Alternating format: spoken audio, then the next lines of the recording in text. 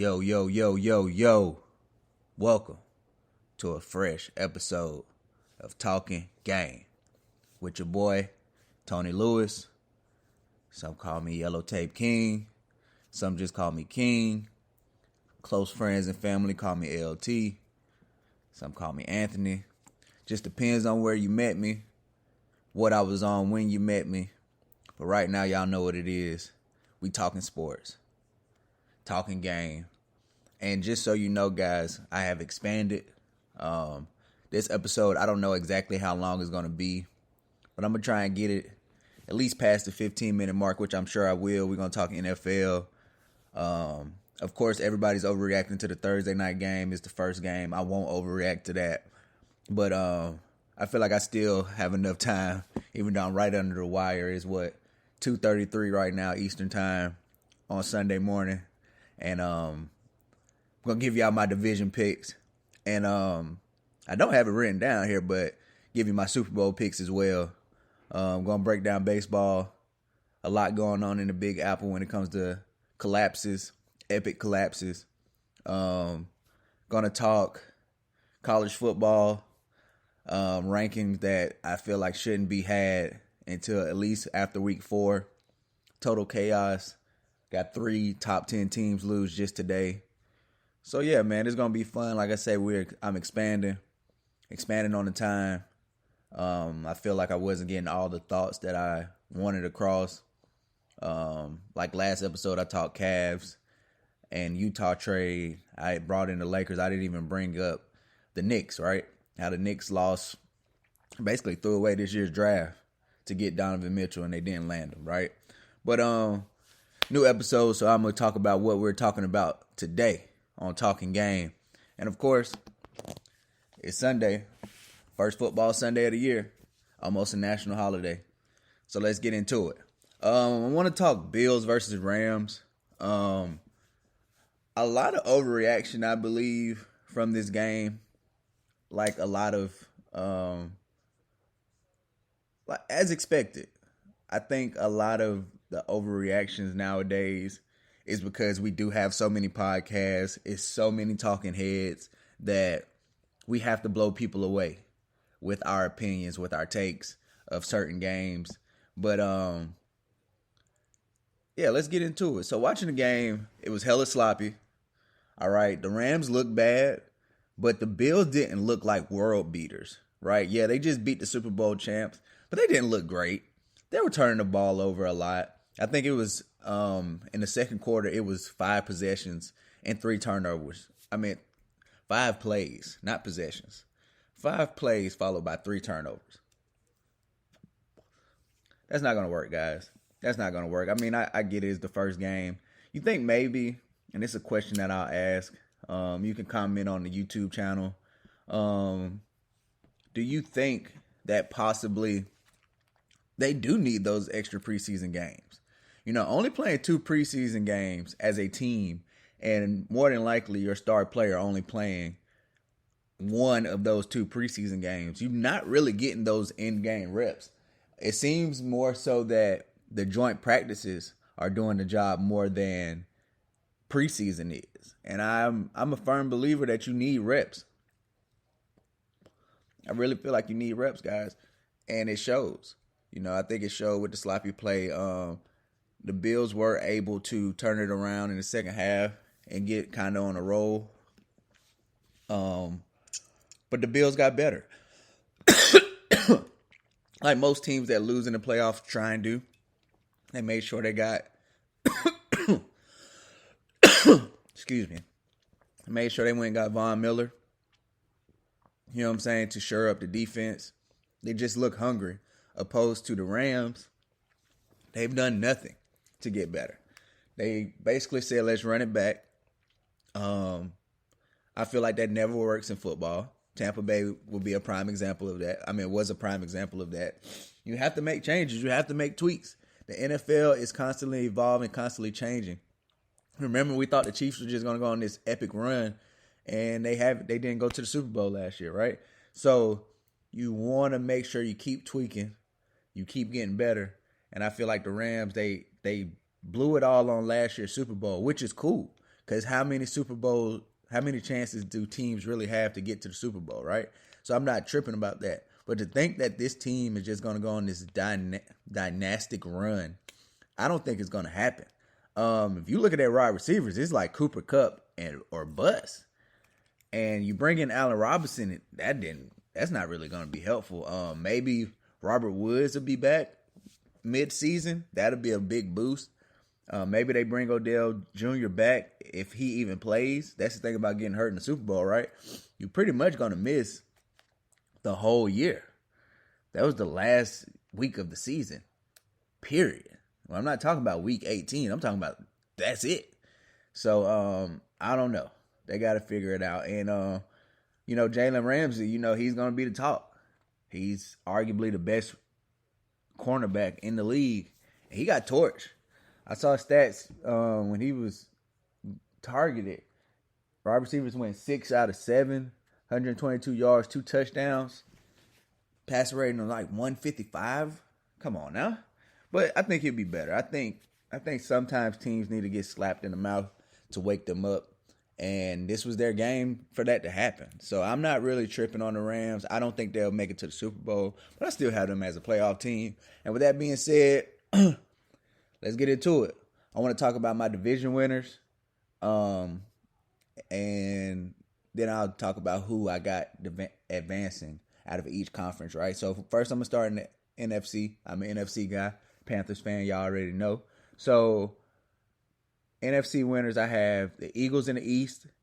They improved around Jalen Hurts, and you just assume, right, that Jalen Hurts is going to get better. I know we have that nasty taste in our mouth from the playoffs when the Bucs just totally demolished them. But hey, he could have been Kyler Murray, which was even worse.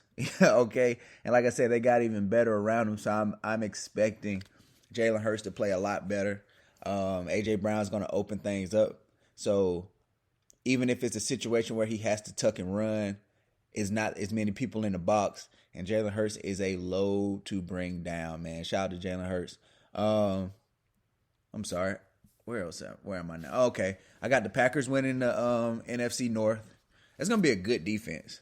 They were a good defense last year, and that was without their top cornerback, Jair Alexander. So with him coming back to lock down a whole nother side, I really think that the Packers are just going to go back and win it. And I don't know. I mean, I know Aaron Rodgers signed on for 3 more years, but you never really know when a player gets to the stage and age of Aaron Rodgers when he's just going to say, you know what, I made enough money. Let's get this last win out, and then I'm going to retire, right? So I think Aaron Rodgers is looking at that as like every year is real deal Super Bowl or bust. I'm good enough.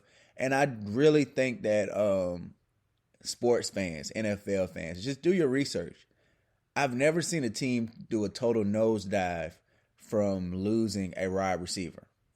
Granted, Devontae Adams is amazing. He is, 1 or 2? Depends on how you feel as a person.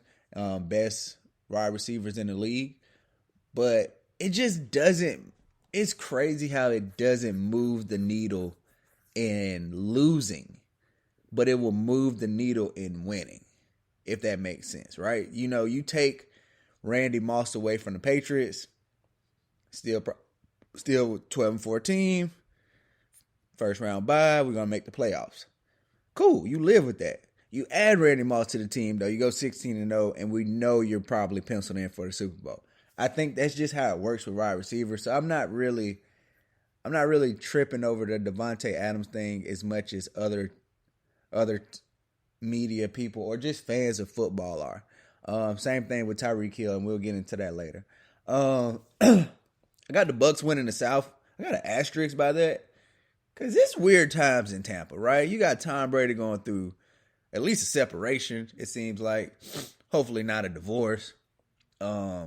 I never trust players that retire. I just don't and come back. I feel like once their foot is out the door, they have a foot out the door, it's hard to get them to be totally committed and come back, right? He's getting older, and like I say, now with the family issues and the family drama, that is just off the field. But then you circle back around to on the field.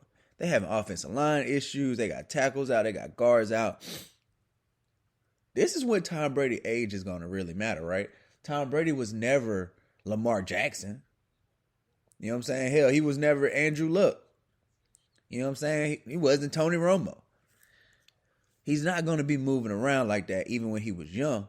So I know you're not expecting him to be moving around with a collapsing pocket now at 43, 44 years old. It's not going to happen, guys. So it's an asterisk with the Bucs because oddly enough, they can win the division. Hell, the way the NFC is set up, they can win the Super Bowl.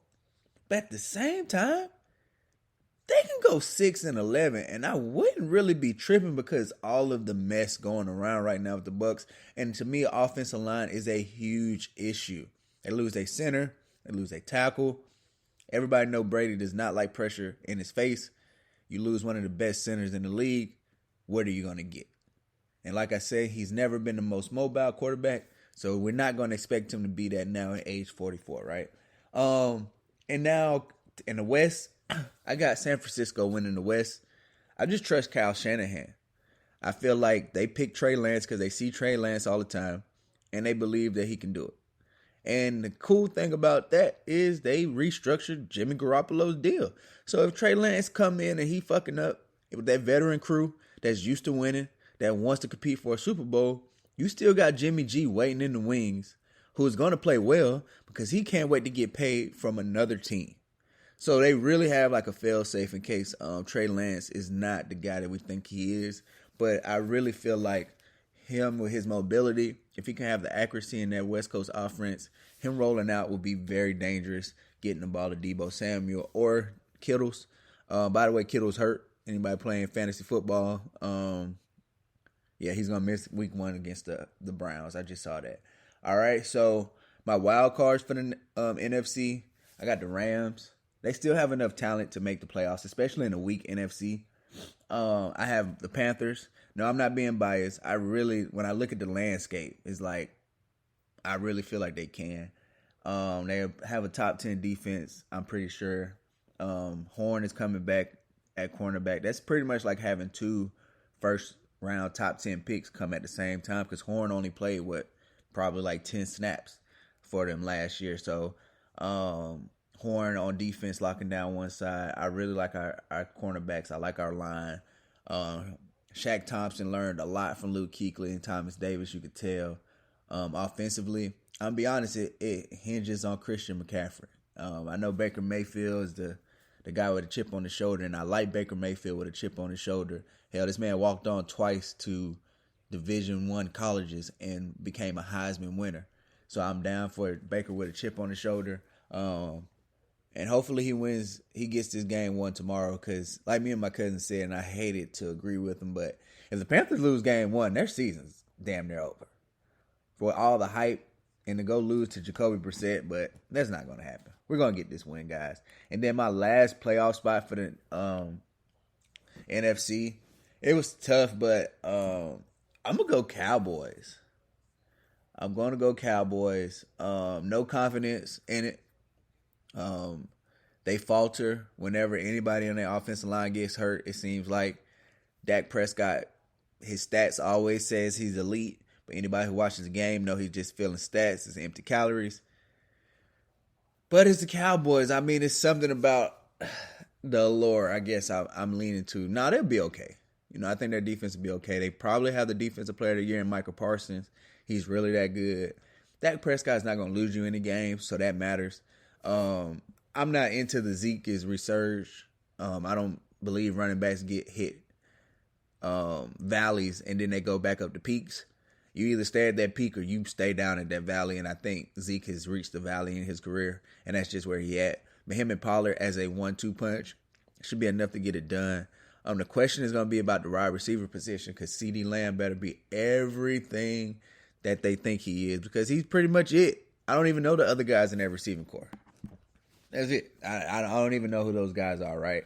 So, yeah, those are my playoff teams. I got Eagles, Packers, Bucks, Niners, Rams, Panthers, Cowboys, maybe Vikings. All right. And the reason why I say Vikings, since I mentioned them, Kirk Cousins Sneaky puts up good numbers, man. I don't know why the disrespect to Kirk Cousins, but he's a baller low key. I know it doesn't, when you think of Kirk Cousins, you don't think of the word baller, but he really is, man. And Justin Jefferson, another year to get better. You get Thielen back on the other side of him. So that's a pretty good wide receiving core to go with Kirk Cousins, man. And so I think they might be able to sneak in as that last wild card. And for the Super Bowl out of the NFC, I'm really leaning towards the Packers. But I just can't pick them because Aaron Rodgers seems to disappoint me all the time. So give me the San Francisco 49ers again. Like I say, I believe in Kyle Shanahan as a coach, offensive play calls. He's going to put Trey Lance or Jimmy Garoppolo in the best position to win. Think the 49ers was, a game away from the Super Bowl last year. And Jimmy G gives up every game that he plays. He gives the other team a chance to win. And he still finds a way, Kyle Shanahan does, to win in spite of that. Right? So, going to the American Football Conference. Going to the AFC. My division winners in the East are the Bills. It's just their time right now to go on their run. The Jets haven't caught them yet. The Patriots, I believe, are going to take a step back. The Jets, we know what the Jets are. The Dolphins, they spend a lot of money, but I don't think they have the continuity to be as good as the Bills are. They're a couple years in with like their core of players. So I think they're just ready. The Colts, I call them the best of the worst. You know what you're getting with Jacksonville. You know what you're going to get with Houston. They're probably going to be the first two picks in the draft. I think Tennessee going to take a step back. No A.J. Brown. No Julio Jones. Sheesh. It get real scarce out there, right? And I think Tennessee knows they're about in a place of transition. That's why you bring in Malik Willis, especially if you could draft him in the third round and you get him for so cheap. I think Tennessee being in that place of transition, they're not going to be able to compete with the Colts. I think Matt Ryan is going to be refreshed. On the opposite of talking about Ezekiel Elliott, right, where I feel like running backs don't hit peaks after valleys. I really believe that Matt Ryan can with the Colts. First of all, he's not going to have to throw it 2,000 times. You know what I'm saying? You got arguably the best running back, Jonathan Taylor, there. So you're going to stick it in his belly a whole lot. You have an amazing offensive line, which I always laugh about. Me and my cousin, we laugh about because I know Andrew Luck is like, y'all are some bitches. Y'all wait till I almost lose my life to go get a new offensive line, an improved offensive line. But sometimes that's how the cookie crumbles. They learn from your mistakes, my boy. Out west, I have the Chiefs. Feels like everybody's forgetting about Mahomes. You hear so much about Justin Herbert. You hearing so much about Joe Burrow. You hearing so much about Josh Allen, MVP front runner. And all Patrick Mahomes does is get you at least 4,500. Matter of fact, at least 4,700 yards. Get you at least 35, 40 touchdowns. That's it. Less than 10 picks. He going to get you to the Super Bowl twice. AFC Championship game another time. Like, this is twice, I'm sorry. Super Bowl twice. AFC Championship twice. I don't think he just fell off. I really don't. The Chiefs improved their offensive line. So imagine Patrick Mahomes with actual time to sit back and survey with the throws that he can make. It's going to be real scary. Going back into the wide receiver thing, them losing Tyreek Hill, I don't think it's as bad of a deal as others. We know that Juju Smith-Schuster and what's his name, JVS, they're not Tyreek Hill individually, but if you put them together, when they spread that thing around, Kelsey, they're going to be okay. McCole Hardman, poor man's Tyreek, because he's fast enough that you still got to respect him if you blow the top off. And like I said, you're gonna have a Patrick Mahomes who's like, really? Is a forgot about Dre situation going on, I feel like, with Patrick Mahomes. And he's like, okay, so that's how we're gonna do it. I got something for you guys. And I'm about to go off. I wouldn't be surprised if Patrick Mahomes throws 50 touchdowns and like 3 interceptions and wins the MVP. And that's a fact.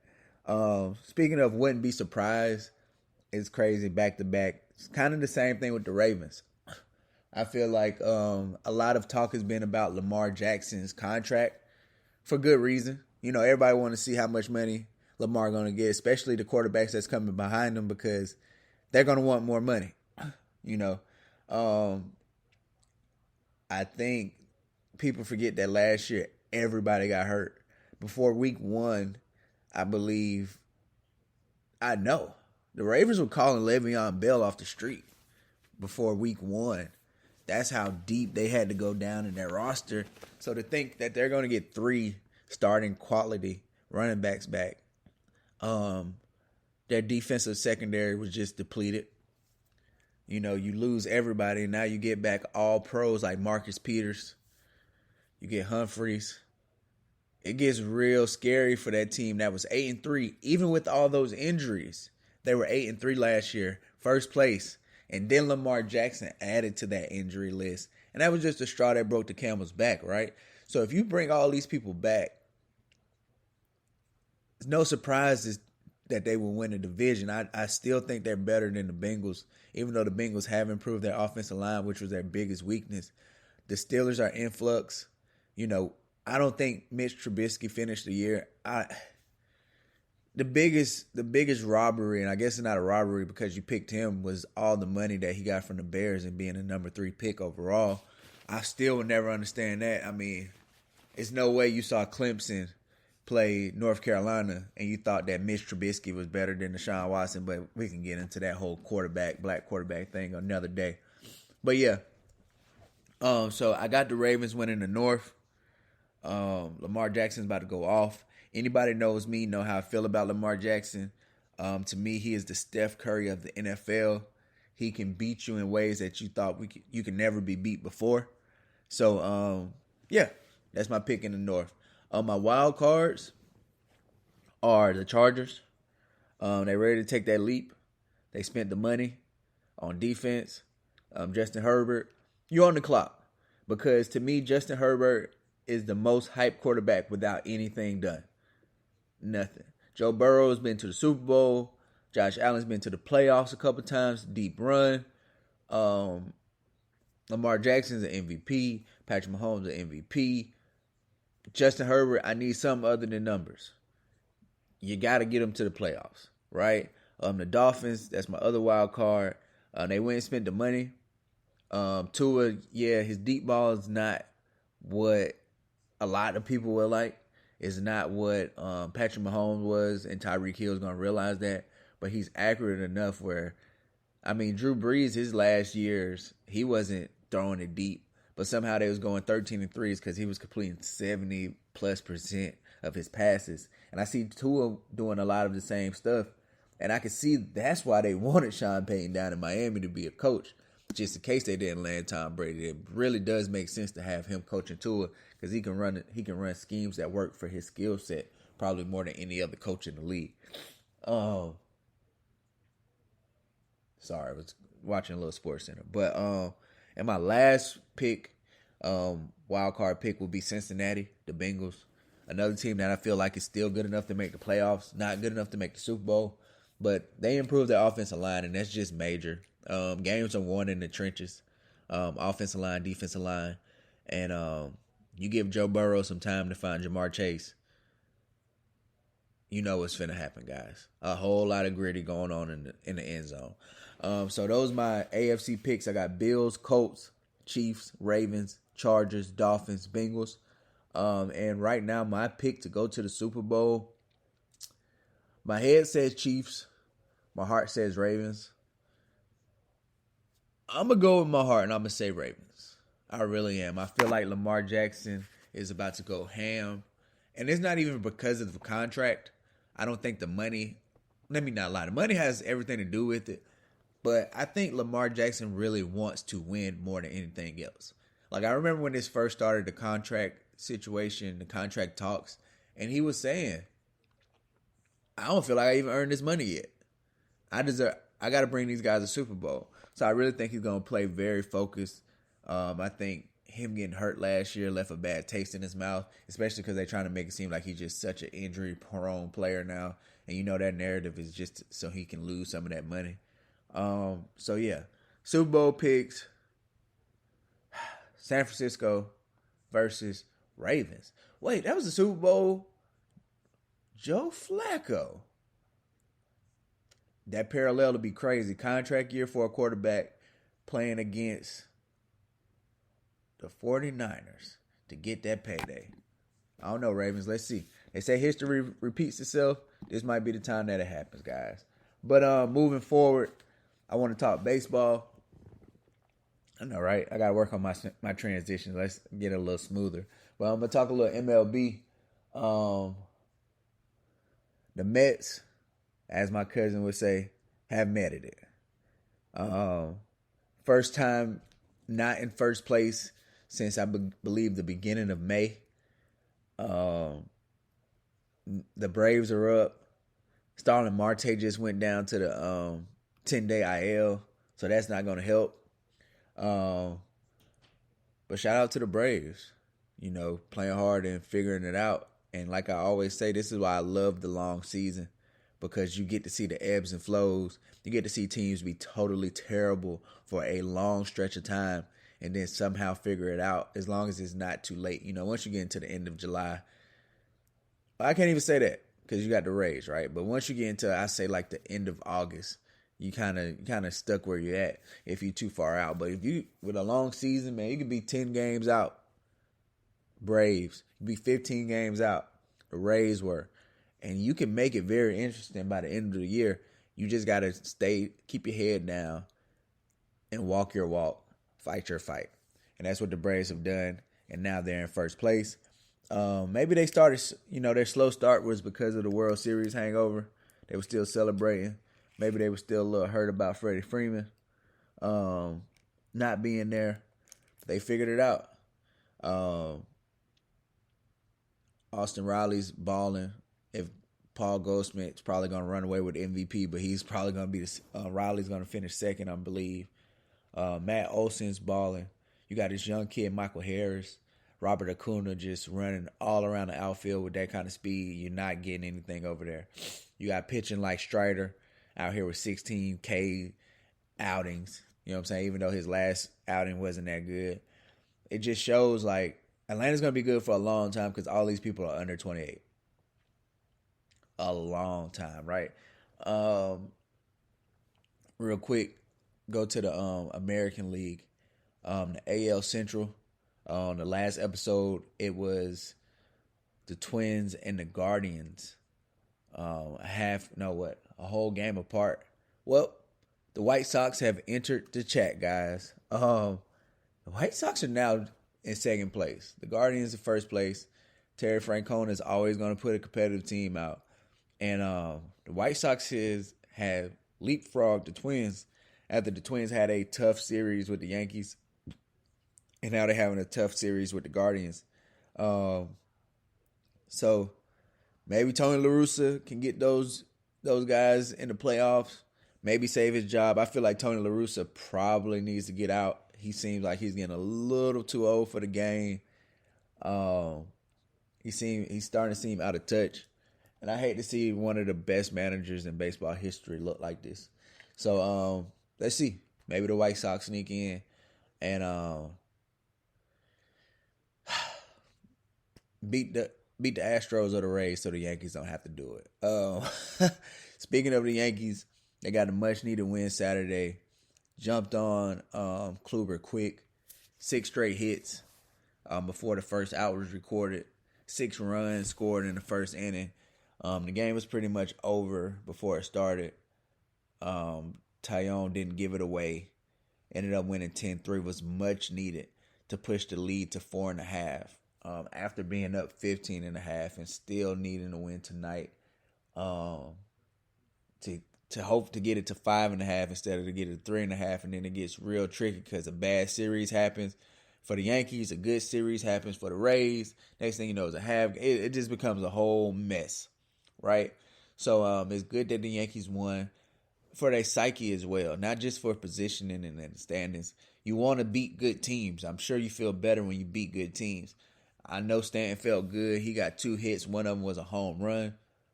Great. That's the kind of protection Aaron Judge needs, because I was texting another cousin of mine who's a Yankees fan, and I'm like, yo, the lack of protection is going to cost Aaron Judge a chance at the record, because you don't have to pitch to him.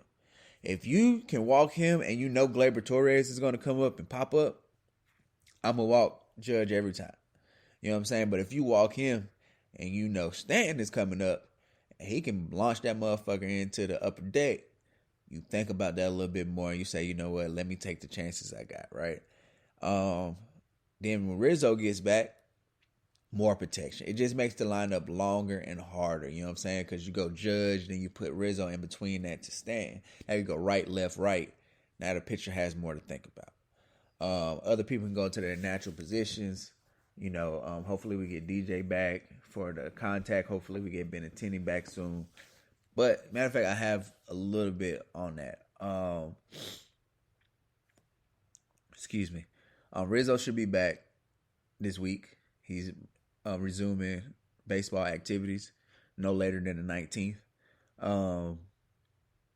Chapman has a minor league start set up for September 11th. So that means he should probably be back around the same time, because it's the 11th now. It's Sunday. It's 3 o'clock. So yeah. So he's got a 11 o'clock rehab today. So hopefully that means he'll be back next weekend as well. Abreu, Britton, Severino, Bader, all should be back by the end of the month. So that means the defense is going to be amazing when you put Bader out there in center field, especially after the blunders Aaron Hicks had last night, or night before last. You move Aaron Judge back to his natural position of right field. Benintendi gets to left field. The defense of the outfield becomes amazing. That instantly becomes the best defensive outfield in the league, right? Hopefully everybody can come back and at least play a couple of series before the playoffs, because it's impossible to think that these guys are just going to come back and be the guy on the back of the card instantly. So let's just see what we get out of it. But looking at the lineup the Yankees were rolling out, I'm not going to lie, man. They're not really supposed to be winning that many games. This is low-key a AAA team we keep trying out there. So I really, it makes me more optimistic about what the Yankees can be. I just hope everybody gets back in enough time to get some good live at-bats, good live pitches, just to get in the flow, grease the track so they're not just starting in the playoffs, especially seeing as they're probably going to get the first round bye anyway. So they're going to have a little bit of gap of time in between. I would like to see them boys all play a little bit so they're ready to go, right? So that's my baseball updates for y'all right now. I want to talk college football. Sunday morning, whole lot of college football was going on. Yesterday was Saturday. But I do want to start by saying this. College football rankings before week 4 is stupid. It's dumb. It makes no sense. We don't know what the hell these teams are, especially now with all the damn transfer portal. Man, come on, guys. I didn't like it before anyway, because you can't tell what a team is going to be that just lost 3 or 4 NFL players. That's a big hit. All right. You know, so, and that has nothing to do with teams that transferred in or out. Wow. Nebraska lost to Georgia Southern. They're 1-2 right now. Terrible. Scott Frost, you should have stayed at UCF where they had you feeling like you won a national championship, but that's a whole other thing. Notre Dame 0-2, losing at home to Marshall. Wow. Texas A&M losing at home. Wow, that's crazy to think these people are losing at home at that. Losing at home to Appalachian State. Then you got last week Oregon getting blasted by Georgia. Oregon, why would you go to Atlanta to play Georgia? I wouldn't dare do that. But it's just crazy. You can't properly rank these teams, right? Because it's like, okay, so Marshall just beat number 8 Notre Dame. Is Marshall number 8 in the country? Right? App State just beat the number 6 team in the country. Should they jump to number 6? Because in theory, Florida, who just lost to Kentucky, that's what happened when they beat Utah. They went from unranked to ranked 12 based off that one game. Then you come to find out, oh, Utah's going to finish 5-7. Well, damn, Utah wasn't that good anyway. Right? I feel like none of the rankings should come out until week 4. This is when every team who wanted to schedule that tough non-conference game in the beginning of the year before you got into conference play, everybody's played it. You played at least 1 or 2 conference games already. So you got it. You know where you're at. You know what I'm saying? You pretty much know what these teams are. They probably won't. Rankings bring hype. Hype brings more views. Views bring more money. So they probably, you got to keep that going. And I'm not tripping on that. But yeah. And another thing I want to talk about with college football is the overreactions, man. I get it. Having social media, you can overreact to everything, every quarter, every play, every half. But it's a little ridiculous, man. Like, as I'm watching the games, if I'm moving around or something, I'm checking social media. Oh, man. Miami's struggling. Miami ended up winning 30-7, guys. Slow start. Sorry. Let the game play out. Oh, man. Alabama's struggling. Alabama went on the road to what's probably going to be one of the most hostile environments in college football. Always has been. And they won. Sometimes it's not about style points, guys. Sometimes it's about getting the win and getting the hell up out of there. And that's just what it is. I got a TikTok that's pinned to the top of my TikTok. Y'all follow me on TikTok, Yellow Tape King. And it's pinned, enjoy the season. Enjoy the game. You don't have to offer the commentary until the end. So at least you got a full scope. Because you look crazy talking about a team struggling and they won. That's the biggest difference between Mike Trout. That's the thing about college approach to the NFL, where NFL is like, bro, we just trying to get a dub. I don't care if we win by half a point. At least we won. College, man, you better have them style points ready. You got to win by 21 plus if you think you want to be that guy. Me personally, I'm just happy with my team win, man. Shout out to the Hurricanes, they won. Shout out to the Yankees, they won. Hopefully the Yankees give me another dub on Sunday. Hopefully the Panthers start me off with a dub this Sunday. And I'm good. I don't care if everybody win by 1 point. I'm going to be happy. With that being said, man, I appreciate y'all sitting here chopping it up with me. Longer episodes, going to be more content. I got to dig deeper into my notes. But I got y'all, man. Talking game. I appreciate y'all. Peace.